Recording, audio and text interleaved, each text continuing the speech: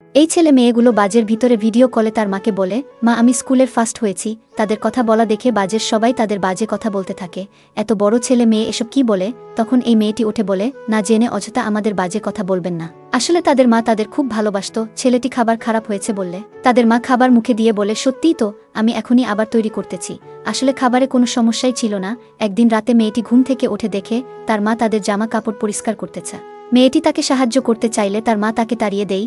কয়েকদিন পরে ছেলেটি রাতে ঘুম থেকে ওঠে তার মাকে কোথাও খুঁজে পায় না এবং তার ফোন পড়ে থাকতে দেখে তারা ভাই বোন মিলে বাহিরে খুঁজতে বের হয়। তারপরে তারা তার মায়ের কাছে গিয়ে বলে, মা তুমি এখানে কেন?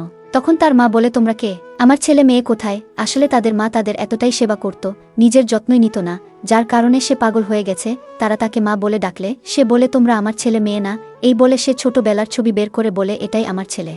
তারপরে তারা ছোটবেলার পোশাক পরলে তাদের মা তাদের চিনতে পারে। তারপরে মেয়েটির মুখে সবকিছু শুনে বাজের সবাই তাদের হাততালি দেয়। ভিডিওটি যদি আপনাদের ভালো লাগে চ্যানেলটি সাবস্ক্রাইব করে পাশেই থাকুন। ধন্যবাদ।